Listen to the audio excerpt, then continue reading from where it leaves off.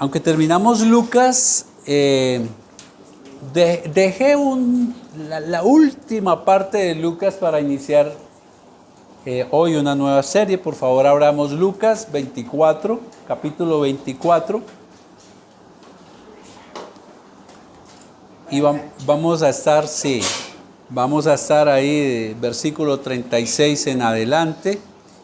Mientras usted encuentra allí el texto, pues recordarles que recientemente terminamos ese recorrido maravilloso de Lucas, fue de gran bendición.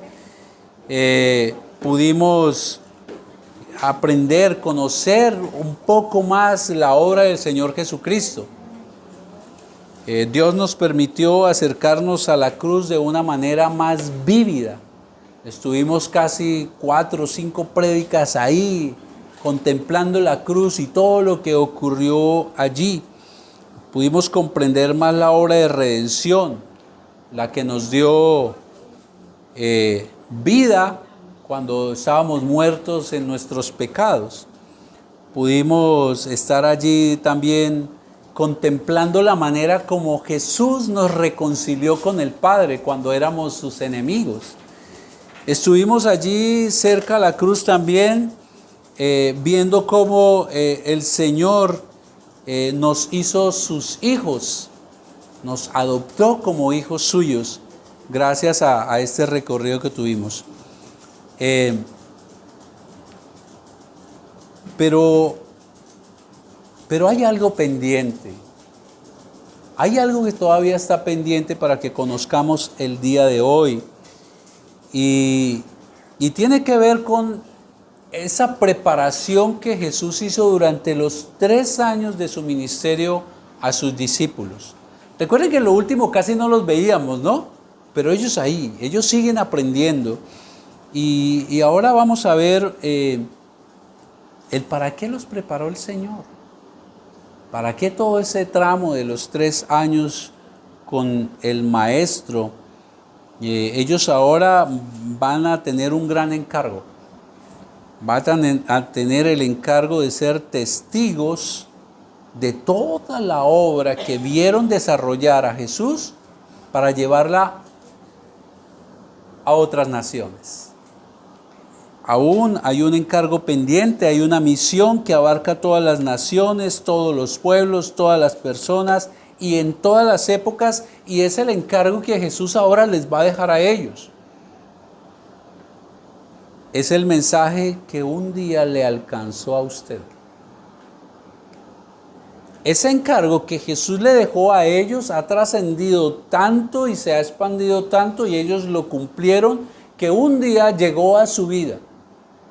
Es el mensaje que un día llegó a su vida y como a muchos, entonces nos rescató del pecado, nos dio salvación.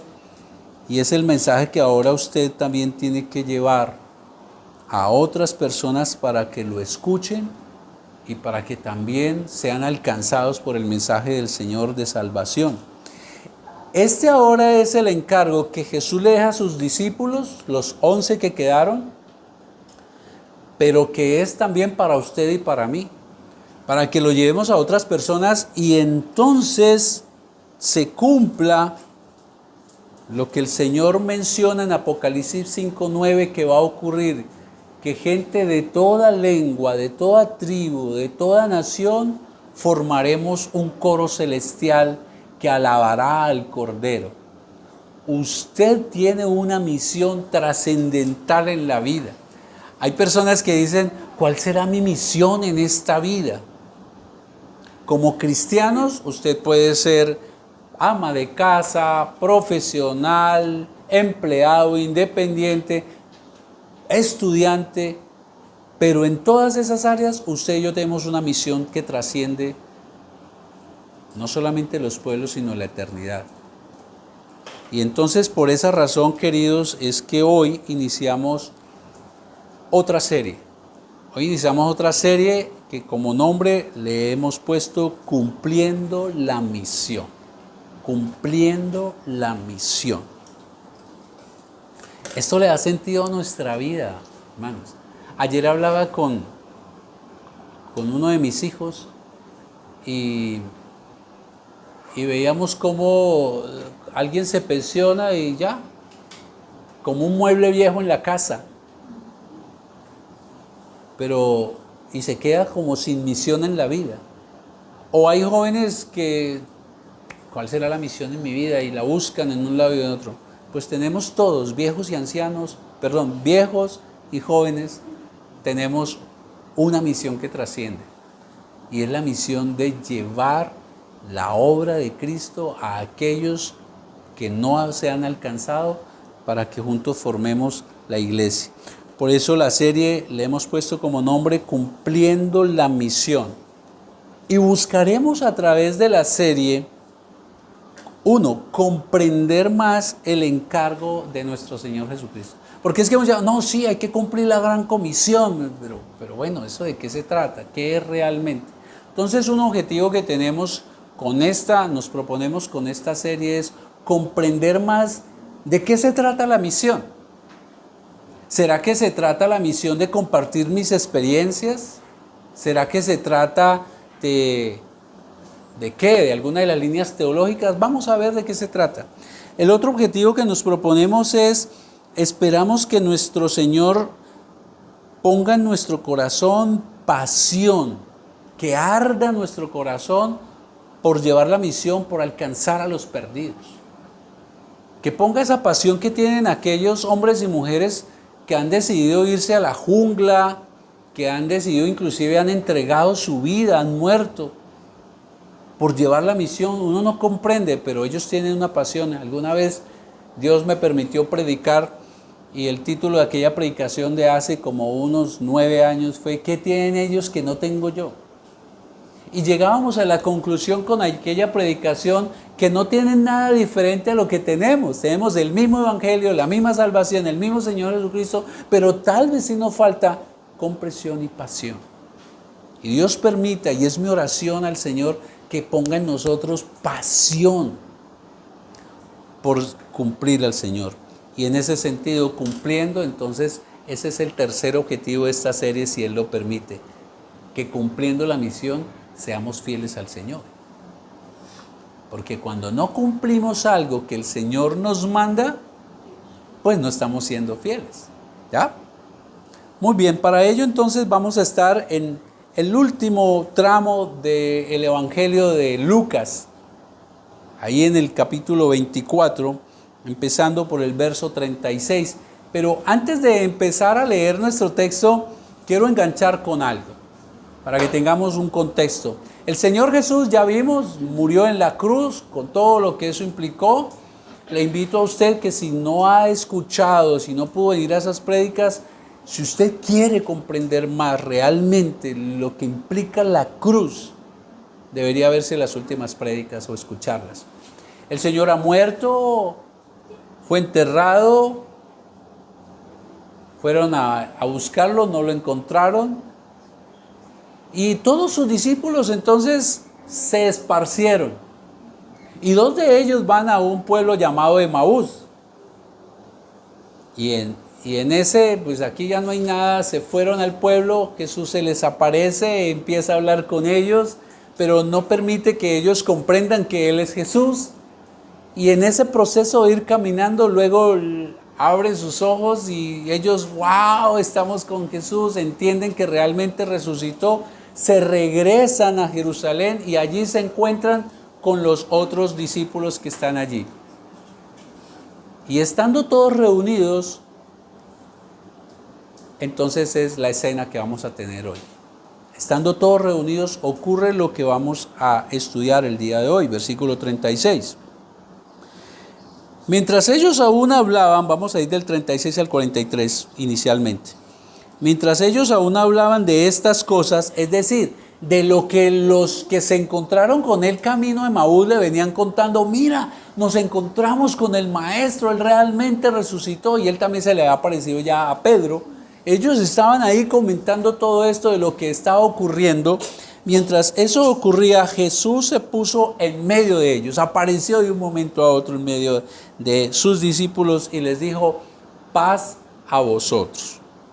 Entonces, espantados y atemorizados, pensaban que veían un ¿qué? Un espíritu. Hay algunas versiones que dicen un espanto. Un espanto.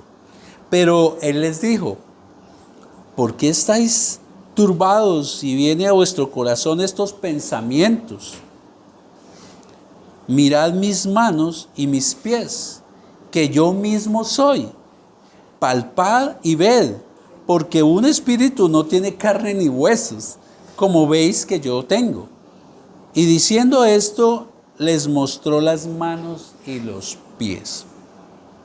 Y como todavía ellos de gozo no lo creían y estaban maravillados, les dijo: ¿tenéis algo de comer? Entonces le dieron parte de un pez asado y un panal de miel, y él lo tomó y comió delante de ellos. Miren el esfuerzo que el Señor hace para demostrarles que yo resucité, mírenme, aquí estoy. Después que Jesús murió, los 11 apóstoles, recuerdan que ya no son 12, ¿no? Recuerdan que Judas después fue y compró un terreno con el billete que le dieron y entonces se suicidó. Entonces ya él no está, están los 11 apóstoles, ellos estando reunidos, se aparece de un momento a otro Jesucristo. Imaginemos la escena, y ellos quedan allí aterrorizados, asustados. La versión original dice que ellos estaban aterrorizados. Y eran los discípulos de Cristo. Eran los discípulos del Señor, quedaron atónitos. Ellos pensaron que lo que estaba allí no era el Señor, sino era un espíritu, era un fantasma. Y entonces usted comienza a ver cómo el Señor Jesús hizo el mayor esfuerzo para que vieran que Él realmente había resucitado. Y es lo que uno ve en las Escrituras: el Señor hace el mayor esfuerzo para que uno comprenda la obra de Él. Y entonces empieza por decirles: miren mis manos, ¿cómo estaban? Perforadas. Y miren mis pies. Y miren mis huesos, lo que nos indica que al mirar a través de sus heridas se alcanzaba a ver los huesos del Señor. Y no solamente eso, vengan y tóquenme, pálpenme, para que se den cuenta que realmente soy yo.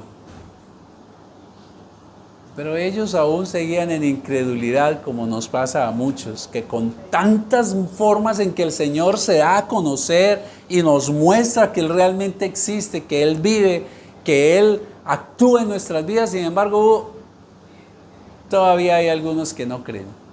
Y le pasó a los discípulos.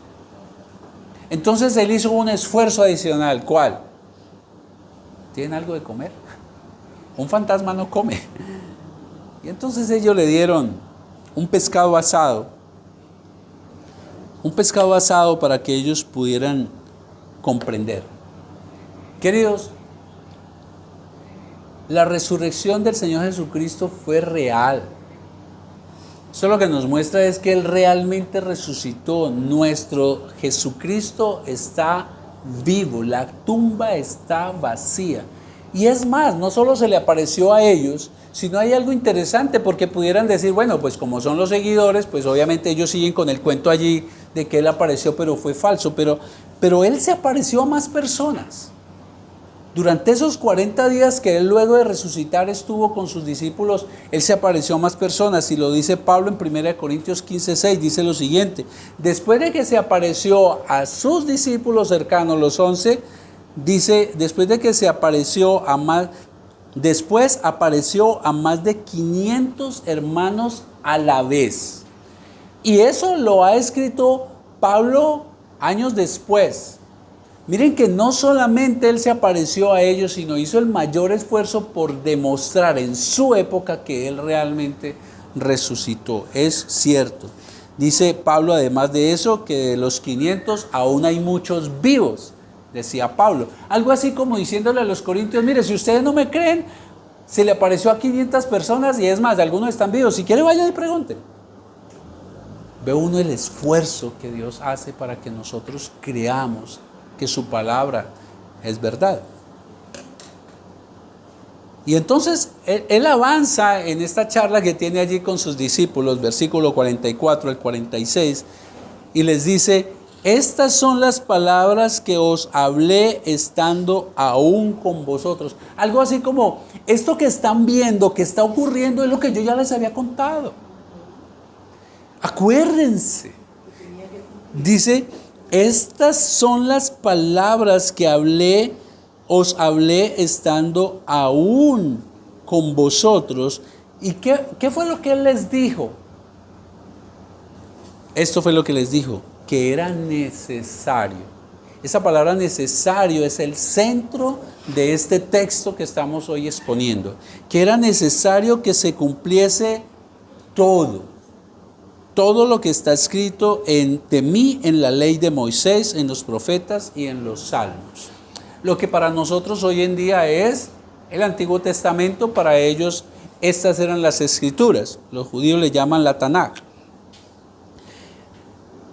Entonces les abrió el entendimiento para que comprendiesen las escrituras. Y les dijo, así está escrito y así fue necesario. Recuerden que hemos aprendido que cuando leemos un texto y hay una palabra que se repite, allí encontramos el centro de lo que Dios quiere enseñar. Ya les digo, a ustedes les enseñé que era necesario. ¿Qué era necesario? Que se cumpliese todo lo que las escrituras dicen acerca de mí. Y luego les abre el entendimiento y vuelve y les repite de una manera más sintetizada, en el verso 46, así está escrito, y así fue necesario que el Cristo padeciese y resucitase de los muertos al tercer día. Después que Jesús les demuestra a ellos que realmente Él es físico, que Él resucitó, que es Él, que no es un fantasma, y se lo demuestra de muchas maneras, entonces ahora dice, mire, esto es lo que están ustedes viendo, que yo resucité, es lo que yo ya les había enseñado a ustedes. Es lo que yo, estando con ustedes antes de ir a la cruz, ya les había comentado que iba a pasar.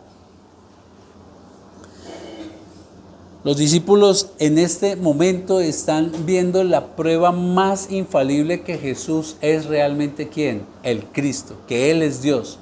Lo vieron sufrir, lo vieron morir, ahora lo ven realmente físico allí y entonces tienen ante sus ojos la mayor prueba de que Él realmente es Dios, de que Él realmente es Cristo. Y eso es lo que Él les recuerda. No es para que vayamos, pero cuando usted baja al capítulo 18, allí aparece, y eso fue antes de llegar a Jerusalén, allí es donde Él les dice, antes de llegar a Jerusalén, todo esto tiene que pasar. Las escrituras se tienen que cumplir. Las escrituras se refieren a mí y todo esto va a pasar, todo esto va a ocurrir, es necesario.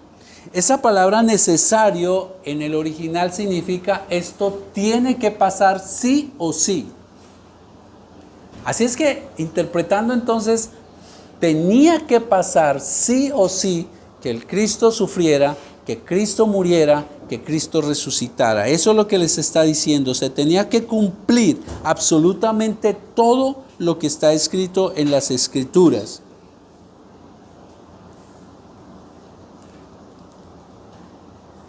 Pero hay algo que nos enseña el texto, aún no entendieron. Por eso dice, entonces les abrió el entendimiento. Si bien ellos habían leído las Escrituras, si bien ellos conocían las Escrituras, les pasaba lo que nos pasa a muchos, aún no entendían las Escrituras. Ahora, ¿por qué el ser humano no puede comprender las Escrituras?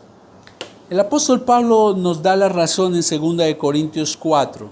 Dice que el Dios de este mundo encegueció el entendimiento de los incrédulos para que no vean el resplandor del evangelio de la gloria de Cristo. Y el Dios de este mundo es Satanás. Él gobierna. Cuando habla del mundo se refiere al sistema. Y a Él no le interesa que comprendamos las Escrituras. Pero luego hay algo adicional que el apóstol Pablo también le dice. Las Escrituras se pueden comprender, son espirituales, vienen del Espíritu Santo y solamente se pueden comprender por el Espíritu. Así es que ellos aún en ese momento no comprendían, las conocían pero no comprendían lo que Jesús les estaba diciendo. No comprendían cómo, por ejemplo, en los Salmos apuntaban a Jesucristo. Si eso fue escrito 700 años atrás. Y entonces ahora Jesús nos muestra aquí que Él fue el que les abrió el entendimiento para que pudieran comprender ahora sí los textos del Antiguo Testamento. Es decir, ellos ahora pudieron comprender, por ejemplo, del Salmo 22:1 dice lo siguiente: Dios mío, ¿lo está escribiendo quién? El rey David. El rey David está pasando por una situación terrible. Él, muchos años, cientos de años antes de lo que está viviendo ahorita que Jesucristo ha resucitado. Y ellos conocían que David había pasado por una situación difícil y en medio de la situación él escribió este salmo: Dios mío, ¿por qué me has abandonado? Estás muy lejos para salvarme, muy lejos para entender mi llanto. Pues ellos comprendían que eso lo había escrito David por el problema que él tenía en ese momento, pero no podían vincular eso a que tenía que ver con Jesús. Y Jesús entonces les abre el entendimiento. Dice que Él les dio entendimiento para comprendieran. Ellos ahora tenían un entendimiento sobrenatural de las Escrituras. Por eso es que, queridos, usted puede mostrarle las Escrituras a un inconverso y le dice: pero mire, aquí dice, y él dice, no lo entiende, no lo puede comprender. Y los mismos apóstoles, andando con Cristo 3 años, necesitaban que el mismo Dios les diera ese entendimiento sobrenatural. Y queridos, es lo que nosotros debemos también pedir: el entendimiento de las Escrituras. Ellos ahora entonces, a que Cristo les da el entendimiento sobrenatural, comprende que aunque David dijo eso para su propia vida porque él estaba pasando por situación difícil, realmente el Antiguo Testamento lo que estaba era apuntando a lo que él dijo en la cruz. ¿Recuerdan las palabras? Fueron las mismas palabras que Cristo dijo en la cruz: ¿por qué me has abandonado? Dios mío, ¿por qué me has abandonado? Fueron las mismas palabras de Jesús. Ahora ellos entonces enlazaron: ¡ay! Ese salmo se refería era al Señor. Y eso es lo que Jesús le dice: eso es lo que les estoy diciendo. Eso fue lo que yo les enseñé a ustedes, que todo eso tenía que ocurrir. Esto es lo que está pasando. Y pudieron comprender otros textos. Por ejemplo, hay otro texto, el Salmo 16, del 8 al 10, dice así, el mismo salmista: a Jehová he puesto siempre delante de mí, porque está a mi diestra, no seré conmovido. Se alegró por tanto mi corazón y se gozó mi alma. Mi carne también reposará confiadamente, refiriéndose a cuando muera, porque no dejarás mi alma en el Seol, ni permitirás que tu santo vea corrupción. El salmista muchos años atrás había escrito: como mi confianza está en Jehová, estoy convencido que cuando muera no me voy a descomponer. Sin el entendimiento sobrenatural que Dios da, ¿quién entiende eso que tiene que ver con Dios? Con Jesús. Más aún cuando ellos sabían que David había muerto y su cuerpo se había descompuesto. Pero ahora que Dios les da el entendimiento sobrenatural, comprenden que se refería a que Cristo iba a resucitar y Él está delante de ellos. Y eso es a lo que está refiriéndose la Biblia en este momento. Eso es lo que Jesús está diciendo. Primero les dice: mire, esto fue lo que pasó, y ellos no entendieron. Ahora les da el entendimiento sobrenatural y entonces comprenden: wow, ahora entendemos que se está cumpliendo todo lo que Jesús nos dijo que las Escrituras se tenían que cumplir, hermanos. Y les asegura en el versículo 46, así fue necesario que se cumpliera, que el Cristo padeciera y resucitara al tercer día. Hermanos, Él les aseguró que todo tenía que cumplirse. Sus terribles sufrimientos tenían que cumplirse, su injusticia, la brutal muerte de Cristo en la cruz tenía que cumplirse, su resurrección corporal tenía que cumplirse. Era necesario también que se cumpliera fielmente todas las Escrituras. ¿Y por qué era necesario? Porque de lo contrario no hubiera salvación. De lo contrario no pudiera haber salvación. De lo contrario no se cumpliría el plan del Dios Padre para la salvación de los perdidos. Jesús tenía que sufrir el martirio de la cruz, incluyendo el abandono del Padre, ser tratado como pecado aunque nunca pecó, para satisfacer la justicia de Dios. Si Cristo no sufre y va a la cruz, no pagan los pecados que usted y yo cometemos delante del Padre. Si Cristo no va a la cruz y muere y sufre la ira de Dios, entonces la deuda que tenemos con Dios no hubiera podido ser paga. Es a eso a lo que se refiere que era necesario. Era necesario también que el inocente pagara por el culpable para que nos perdonara los pecados. Era necesario también que el santo muriera para que el creyente pudiera ser visto como ¿qué? Como justo. Si Cristo no muere, no nos achaca a nosotros su justicia el Señor. Nos sigue viendo como pecadores. Pero ahora Cristo murió y entonces a Él lo ve como pecado y a usted y a mí nos ve como Cristo, santo y justos. Tenía que pasar todo lo que la Biblia dice del Mesías, hermanos. El Mesías tenía que morir también para poder destruir a Satanás. Hebreos 2:14, él tenía el imperio de la muerte. Si Cristo no muere, no vence a Satanás. ¿Cómo así? Pues queridos, Satanás tiene el imperio de la muerte, tenía el imperio de la muerte. ¿A qué se refiere? Toda aquella persona que no es perdonada por Dios, que sus pecados no son perdonados, tiene la muerte asegurada. Ese es el aguijón de la muerte, ese es el poder de Satanás en aquellos que no son perdonados. Si Cristo no va a la cruz, no vive el castigo de Dios, no recibe la justicia que merece el pecador no puede ser perdonado y por tal motivo sigue en el imperio de la muerte que es gobernado por Satanás. Tenía que morir para ello. La muerte segura de todo pecador no perdonado es lo que ha sido salvo por Cristo en la cruz. Hermanos, era necesario que también el Cristo resucitara para vencer la misma muerte. Si Cristo no resucita, entonces la muerte no es vencida. No podríamos resucitar los salvos. Y si no resucitáramos, no pudiera haber salvación tampoco. ¿Ven cómo era necesario que todo se cumpliera, hermanos?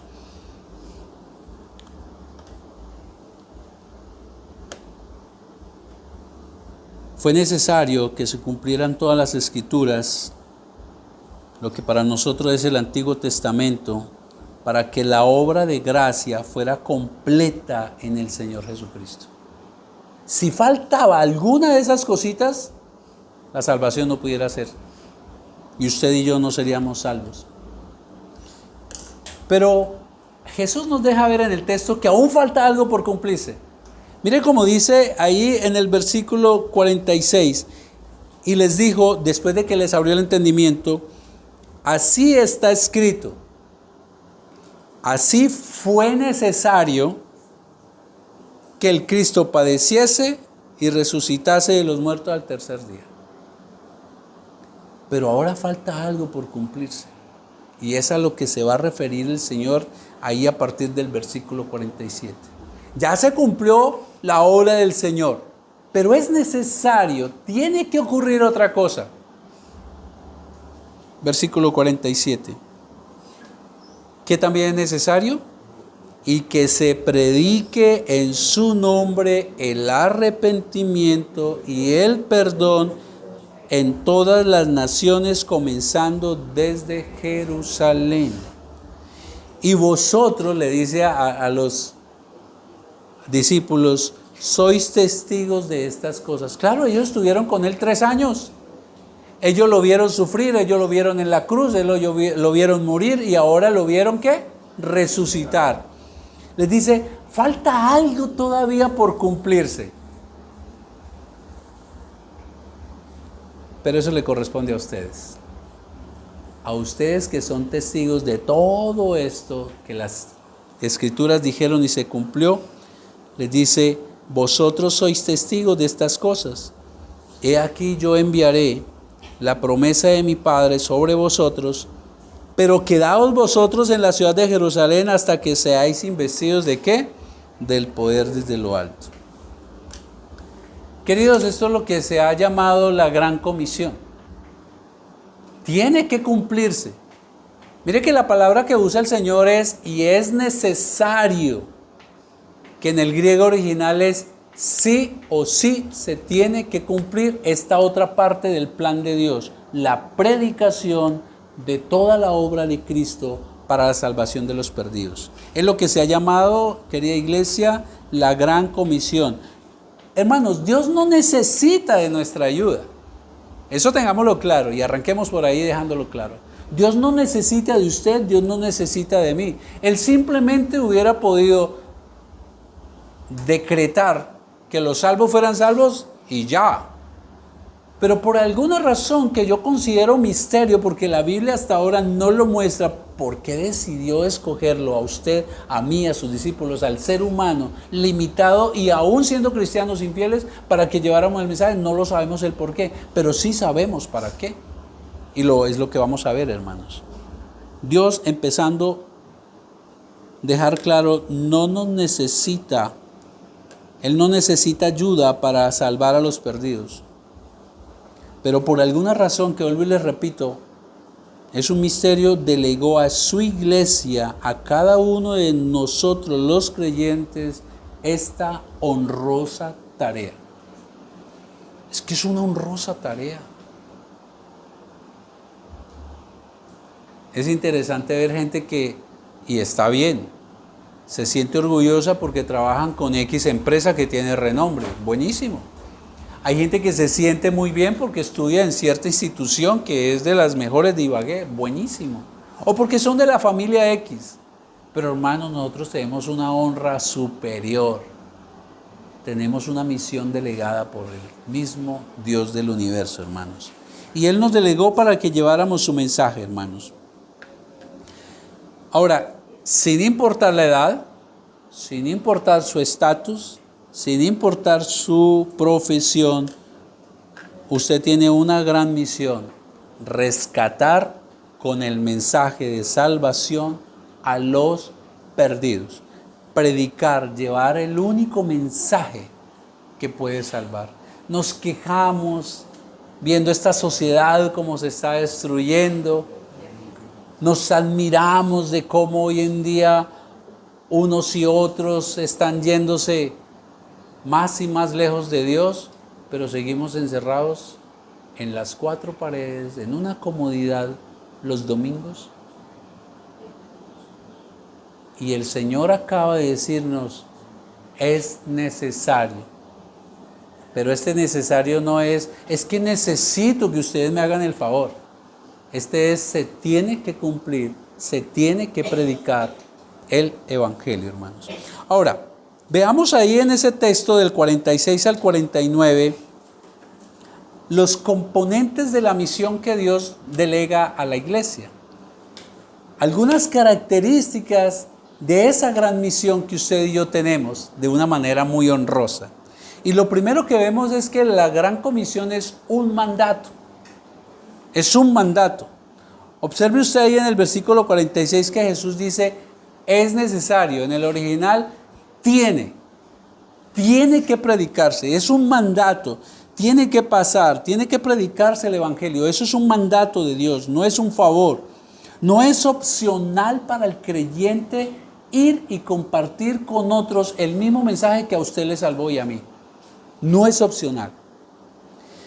Si usted no lleva el mensaje a Dios, el mensaje de Dios, sí o sí, el mensaje va a llegar a la persona que Dios ya ha elegido. Tenga la plena seguridad. Él va a cumplir. Pero ¿sabe qué ocurre cuando usted y yo no cumplimos? Uno, estamos siendo infieles a Dios.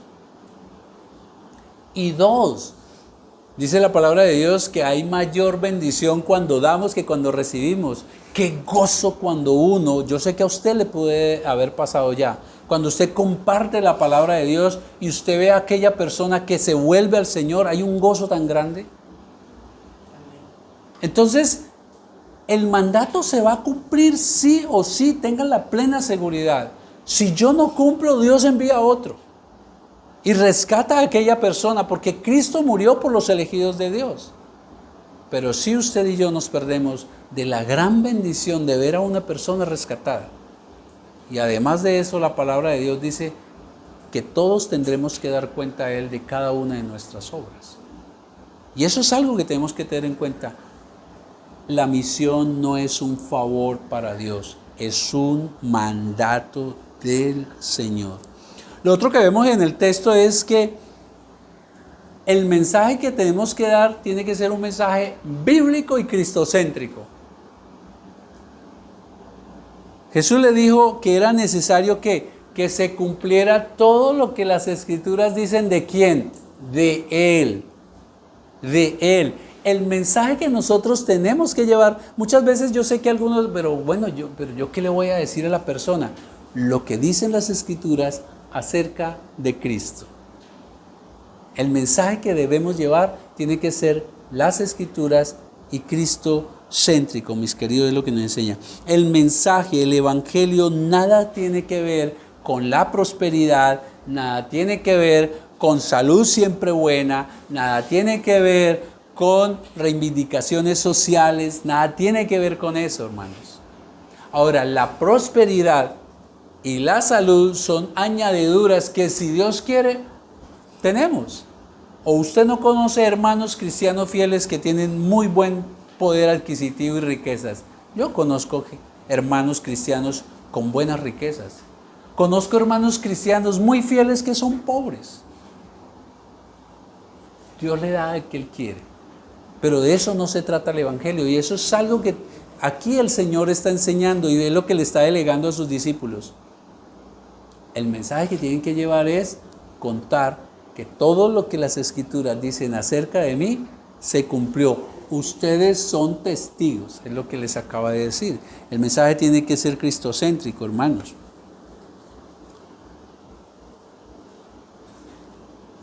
Y eso nos lleva a algo: no podemos corromper el mensaje. Es lo que dijo Pablo también, no somos de aquellos que contaminan el mensaje, dijo el apóstol Pablo. La Biblia es la base de nuestro mensaje, y eso nos lleva a ¿qué? Aquí hay que leer las Escrituras. Aquí hay que estudiarlas. Usted conoce las Escrituras, conoce a Cristo y conoce su obra, y entonces usted comparte lo que las Escrituras están allí. La Biblia es la base de nuestro mensaje. Es como lo dice Pablo en 1 Corintios 1:21, por la locura de la predicación del mensaje bíblico, es como Dios decidió rescatar al pecador. Ya la obra Cristo la cumplió, pero ahora nos ha delegado a usted y a mí que predicar, llevar la palabra, es la manera como a Dios le plació salvarnos a usted, a mí y a todos los que Él ha elegido. ¿Y por qué locura? Porque es que los intelectuales consideran tonto que con un mensaje tan sencillo la persona pueda ser salva. Pero al Señor le plació. ¿Y por qué? Para coger el intelecto del ser humano y humillarlo. Para humillarlo. Entonces no es por otro medio, hermanos. No es por otro medio que la persona se va a salvar, sino cuando escucha el mensaje de la predicación. Ahí es cuando viene y se despierta la fe en el que va a ser salvo. Usted también tiene que creer en ese poder. Porque es que el problema está en que mucho cristiano, y es algo incoherente, no cree que la Biblia es poder para salvación. Y entonces en muchas ocasiones, y me he dado cuenta, entonces para llevar el mensaje, entonces también utilizan videos, audios de alguien que fue al infierno y entonces regresó, y mire por qué usted se tiene que arrepentir. Es que mire este video, fueron al infierno, volvieron y mire lo que dice. No, eso no salva, hermanos. Lo que salva es predicar a Cristo como lo dicen las Escrituras, sin sumarle, sin quitarle. Eso es contaminar el mensaje, hermanos. Pero usted tiene que creerlo.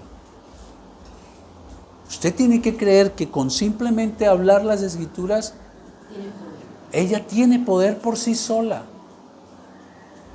Y eso nos lleva también a que no tenemos que forzar a ver cómo usted tiene que creer. No, lleve el mensaje sencillo. Deje allí la semilla. El mismo apóstol Pablo enseña en una de sus cartas que el trabajo está en sembrar y en regar, porque el crecimiento lo da Dios. Su trabajo y el mío como misioneros es llevar la palabra. Es lo que hemos venido hablando todos estos últimos domingos. ¿A quién le compartió esta semana algo de lo que aprendió la prédica pasada?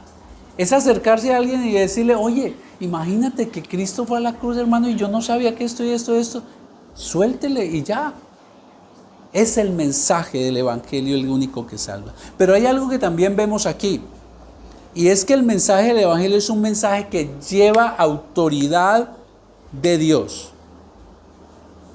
Él también nos enseña que usted debe predicar y dice en el nombre de Cristo. Dice el versículo 47, y es necesario que se predicase en su nombre, en el nombre de Cristo. Y ahí nos quita a nosotros toda gloria. Yo he escuchado, no, es que yo le llevé el mensaje a fulanito y no, llevándose la gloria, ¿no? No, es que yo le dije esto y esto y esto y él, es que si yo no le digo eso, él no se convierte. Y de ahí salen otras cosas que en mi opinión eso no lo debemos manejar. No es que yo soy la madre espiritual de fulanita, o fulano es mi padre espiritual. No, nuestro Padre es Dios. No llamen padre a nadie aquí en la tierra, dice la palabra del Señor. No es como dicen comúnmente, no es por la labia. Ni tampoco se sienta usted, no, es que yo no tengo muchas palabras para decir. Diga simplemente lo que está en la Biblia y no más. Que ella tiene poder, hermanos. Usted va en el nombre de Cristo. Ahora, ¿qué significa eso? Recuerden que esto está escrito en una época donde habían reyes. Y entonces cuando el rey tenía una noticia, recuerden que el rey tenía poder absoluto, ¿no? Entonces cuando el rey tenía que llevar una noticia, pues no había WhatsApp, no había Instagram, ¿sí? No había el Face. Entonces, ¿qué tenían ellos? Heraldos. Es decir, tenían a unos hombres que le decían, hey, Jorge, vaya a tal pueblo y lleve este mensaje de parte del rey. Cuando esa persona iba a esa ciudad o a ese pueblo, se paraba en la plaza central. Este es el mensaje que manda a decir el rey tal. Todo el mundo asumía que era casi el mismo rey el que estaba hablando. En esa autoridad misma. ¿Me hago entender? Y es lo que Jesús le está diciendo a sus discípulos. Ustedes van en mi autoridad, en el nombre de Cristo se tiene que predicar el Evangelio. Como ellos, usted cuando lleva el mensaje fiel a las Escrituras, usted lleva el mensaje dado por el rey, con la autoridad del rey, no su autoridad, queridos. Usted estará respaldado por la autoridad misma de Dios. Cuando llevamos el mensaje bíblico, sin contaminarlo, usted está llevando toda la autoridad de Dios detrás de ese mensaje. Y eso es algo que tenemos nosotros que tener en cuenta. Y eso nos ayuda a ¿qué? Nada de nervios. Eso nos ayuda también a ¿qué? a no estar pensando es que si yo digo otra cosa, entonces, perdóneme, yo tengo que decir otra cosa para poder apalancar el mensaje. No, usted no necesita decir nada más. Usted va en el poder de Dios, en la autoridad de Dios, basado en la fidelidad a la palabra de Dios. Simplemente hay que decir lo que la Escritura dice y pare de contar. Y si es posible que usted haga otra cosa, disculpe, lea aquí qué es lo que dice. Y ahí está la palabra de Dios. Es la palabra de Dios la que tiene poder. Usted estará respaldado por la autoridad de Dios. Porque como lo dice Hechos 4:12, solo en el nombre de Jesús hay salvación. No hay otro nombre dado a los hombres. Y esto nos quita un gran peso de encima. La salvación es de Jehová. No es nuestra. No es nuestra, hermanos. Por eso el Evangelio es poder de Dios para salvación. Lo dijo en Romanos 1:16 Pablo. ¿Recuerdan esa frase que él dice? No me avergüenzo del Evangelio. Y una de las cosas que nos impide llevar el Evangelio, ¿sí o no?, es la pena.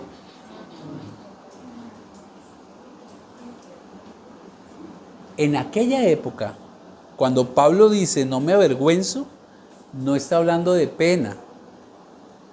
Es que el riesgo que él corría o que los cristianos corrían era, vea, era un reto al César, porque el César era el rey supremo, el Dios en la tierra, y ahora ir y decir que Cristo es el rey, que Cristo es Dios, era ir en contra de este César, y entonces el riesgo que corrían no era que me dejaran de hablar.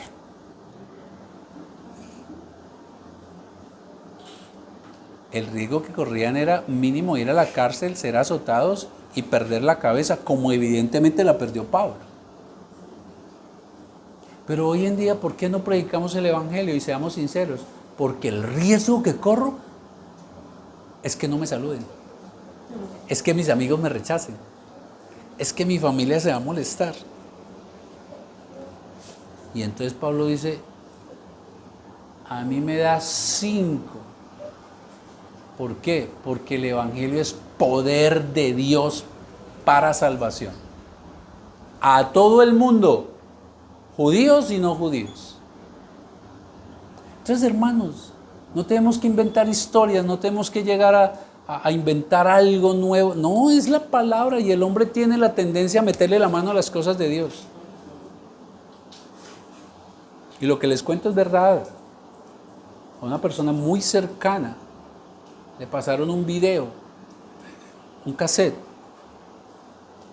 para que escuchara, y apagaron la luz. Y entonces fue que unos hombres fueron al infierno, y entonces allí escucharon esto y cómo se caían las carnes y tal. Eso no salva a nadie, hermanos. Eso no salva a nadie. Y recuerde una cosa, usted está, como lo dijo el apóstol Pablo en 2 Corintios 2, delante de Dios y de parte de Dios. De parte de Dios en la autoridad de Cristo llevando la palabra. Pero delante de Dios para que usted no se descache a decir ni más ni menos, porque Dios está ahí. Por eso, para no correr el riesgo, decimos lo que la palabra dice y pare de contar, hermanos. ¿Qué otra cosa vemos aquí característica de lo que Jesús le dice a ellos sobre el Evangelio? El mensaje también demanda una respuesta. Observen ustedes el versículo 47. Y es necesario que se predique en el nombre de Cristo el arrepentimiento. Ya esa es una respuesta que debe venir de la persona que recibe el mensaje. Por eso la predicación del Evangelio demanda una respuesta. ¿Cuál? Arrepiéntete. Devuélvete de ese camino por el que vas. Porque si tú sigues por ese camino, no van a ser perdonados tus pecados, que es lo que dice ahí. Arrepentimiento y perdón. Se predica el Evangelio, lo que Cristo hizo según las Escrituras, y así ocurrió. Arrepiéntete de eso para que tengas perdón. No hay salvación si no hay arrepentimiento. Por eso, hermanos, Nada de ir a repita después de mí esta oración, porque no es la oración la que salva. Es después de haber recibido el Evangelio de Dios, la palabra de Dios, lo que Cristo hizo en la cruz, cómo yo estoy muerto en mis delitos y pecados y Cristo me rescató de eso, y entonces yo venir a un arrepentimiento como tengo perdón. Pero cuando aquellos que enseñan, repita después de mí esta oración, ¿sabe qué? Muchas iglesias pueden estar llenas de religiosos con una muerte eterna asegurada. El mensaje demanda una respuesta. El Evangelio llama a arrepentirse, a abandonar las prácticas pecaminosas y a volverse a Dios para entonces ser perdonados. Para que Dios aplique al pecador arrepentido la rectitud de Cristo, quien pagó por su culpa en la cruz. Eso fue lo que pasó con usted y conmigo, queridos. Ahora, si una persona escucha el Evangelio y aunque haga esa oración de fe, su vida sigue igual, su vida sigue con una práctica de pecado, con una práctica consciente, sabe que lo que está haciendo es pecado y que es pecado, no va de acuerdo a lo que Dios dice, pues déjeme decirle que probablemente esa persona no es salva. Porque es lo que la Biblia está diciendo. Reciba el Evangelio y haya arrepentimiento para perdón. Y ya hemos visto que arrepentimiento, ¿qué significa? Cambiar de ruta. Dejar de hacer lo que ante Dios está mal. O puede ocurrir también que sea un cristiano que está corriendo el riesgo de que Dios haga justicia en él, porque al que amo disciplino. Entonces es un llamado, hermanos, también a revisar nuestras vidas cómo van. Pero en el contexto de lo que está Cristo enseñando acá, es en la predicación a los inconversos donde uno debe esperar que haya arrepentimiento, que haya un llamado a la persona a que se arrepienta y se vuelva para que el Señor le perdone. Pero hay otra cosa que también enseña el texto del Señor Jesús, que el mensaje no puede discriminar a nadie, que tiene que ser para todas las personas. Dice aquí el Señor, en el mismo versículo 47, y el perdón de pecados, es necesario que se predique en su nombre el arrepentimiento, el perdón de pecados, ¿en qué? En todas las naciones, empezando por Jerusalén, les dice ellos. Ahora, acá hay una paradoja. El Señor les dice, ustedes tienen que llevar este mensaje a todas partes, pero empiecen por Jerusalén. ¿Cuál es la paradoja? Empiecen por mis enemigos. Empiecen por los que me ultrajaron, me llevaron a los romanos, me llevaron a una muerte cruel de cruz y me mataron injustamente. Queridos hermanos, Jesús nos muestra aquí el máximo ejemplo de amar a nuestros enemigos. Que no se nos pase por nuestra cabeza, no, ese fulano ni merece que uno le lleve la palabra de Dios. Es que ese es, vea, esto y esto y esto y esto, sin discriminar. Y Jesús como arranca, ¿no? Con aquellos que lo llevaron a la muerte de cruz. A lo suyo vino y los suyos no le recibieron, pero sin embargo, predíquenle primero a ellos. Pero luego le dice, y a todas las naciones. Ahora, esa palabra naciones en el original es la palabra etnos, de donde viene etnia. Y hemos confundido muchas veces que ser misionero, escoger la ropita, empacarla en una maleta e irnos para China, para África, para los indígenas, y eso hace parte. Pero aquí se refiere a toda etnia, es decir, a toda persona, de toda raza, de todo pueblo, de toda nación.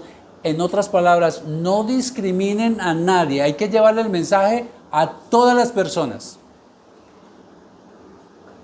Y en nuestro caso, eso implica a todas las personas. Aquellos inclusive que consideramos no lo merece. No, es que usted y yo tampoco merecemos. Tampoco merecemos que Cristo hubiera ido a la cruz, tampoco merecemos el favor del Señor. Esto implica ir a la prostituta. Esto implica llevarle el mensaje al mendigo. Esto implica llevarle el mensaje a aquel que hoy, en medio de estas circunstancias políticas que estamos viendo, no está de acuerdo con mis ideas.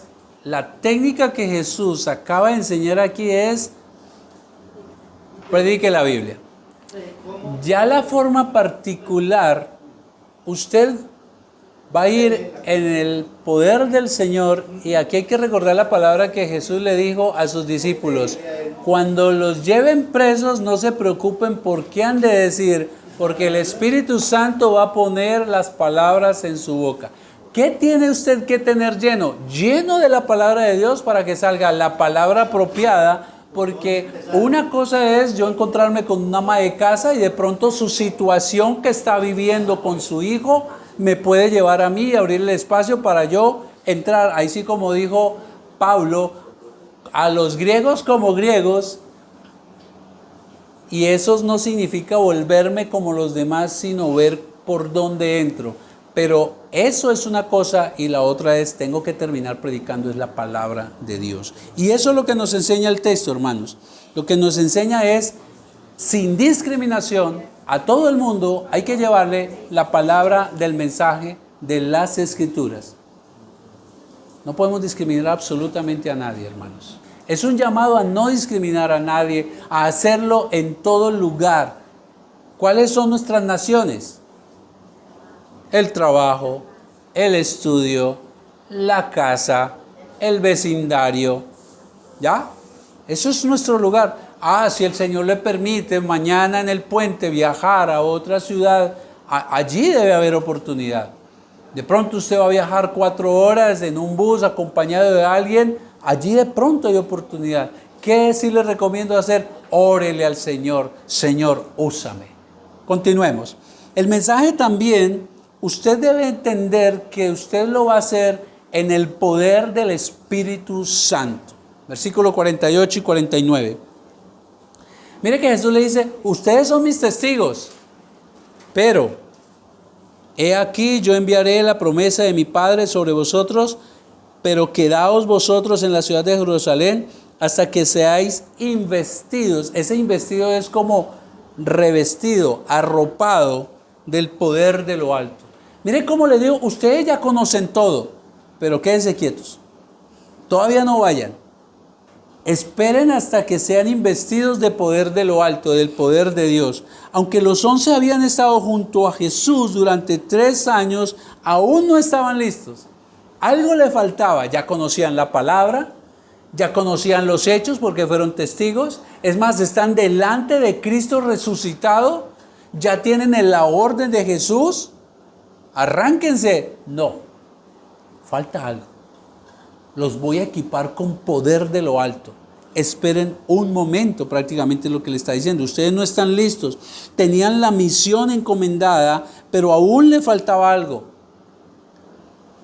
Ellos aún seguían siendo ¿qué? Falibles, frágiles, débiles, temerosos. Y es que ¿a qué se tenían que enfrentar, hermanos? A los mismos que le hicieron mal a Cristo. Estaban en el mismo Roma, así es de que ellos corrían el riesgo que los judíos les hicieran daño y que los romanos les hicieran daño por seguir a este Cristo que los romanos habían matado. Ellos no podían ir en sus propias fuerzas, como usted y yo tampoco. Y es lo que el Señor les está diciendo. Ellos debían enfrentar todas estas situaciones. Entonces Jesús les ordena que esperen en Jerusalén hasta que el Padre cumpla la promesa que les dio. ¿Qué promesa? Cuando usted mira a Joel, el profeta Joel, capítulo 2, versículo 28 al 29, es donde Dios Padre promete que va a derramar su espíritu en toda carne. Y recuerden que ellos ahora tienen el entendimiento de las Escrituras. Recuerden que Jesús les abrió el entendimiento. Ahora comprenden que se refiere que ellos debían esperar a que el Espíritu Santo fuera derramado sobre ellos, para que fueran investidos, arropados, cubiertos del poder de Dios para poder llevar la palabra. Ahora, este poder de Dios es el que sobrepasa los miedos de aquellos misioneros que han entregado su vida.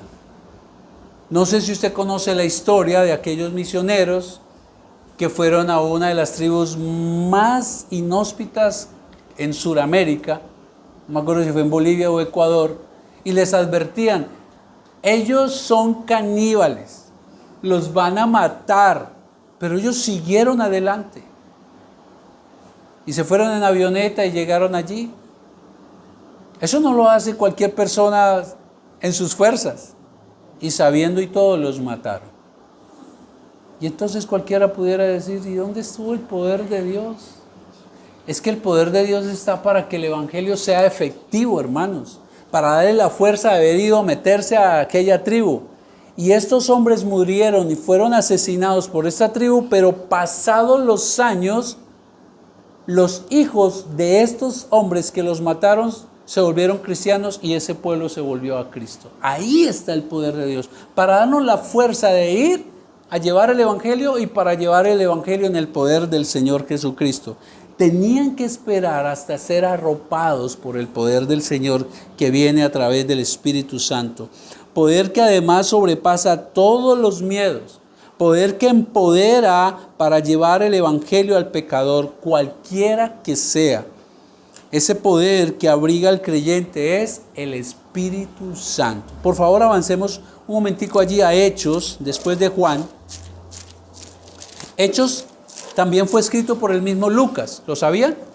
Lucas le escribe a Teófilo el Evangelio de Lucas, pero ahora le escribe una segunda carta, digamos así. El Evangelio, los Hechos empiezan así.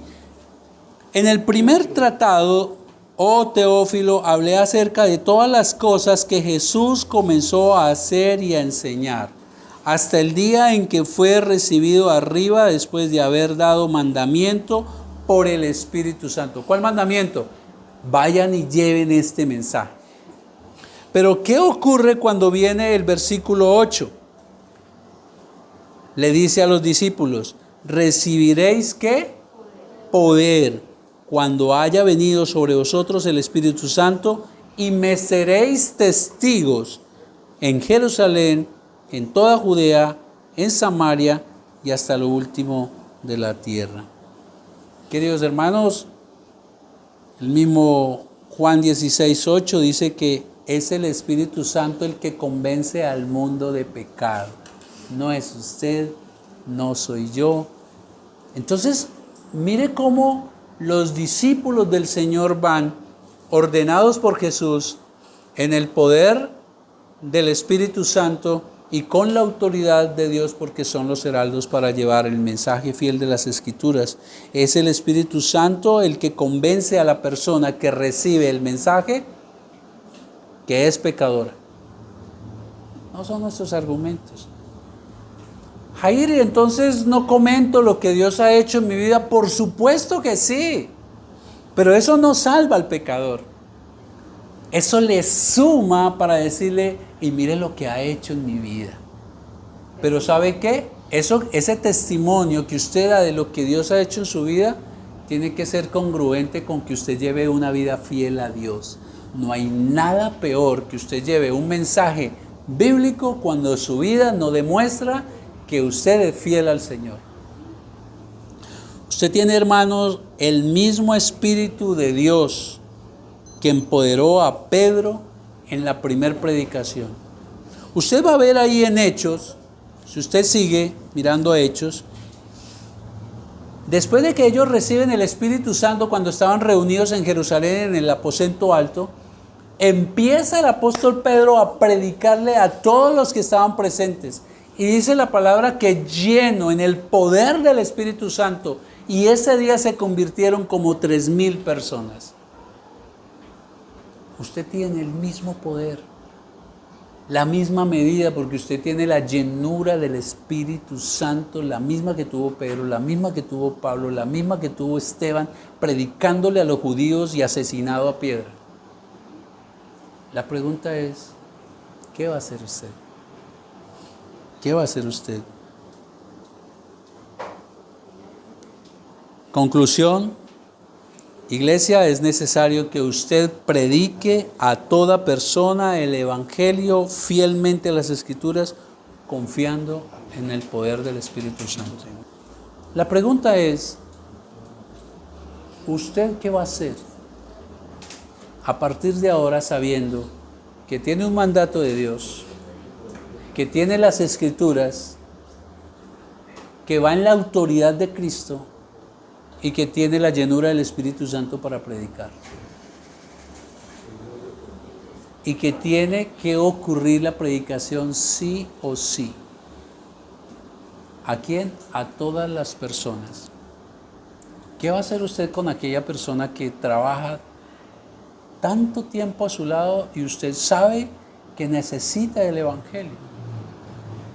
¿Qué va a hacer con aquel familiar? Pero sobre todo recordar algo, que un día el Señor nos va a pedir cuentas. Meditemos. Tómese allí un momento, mediten la palabra de Dios.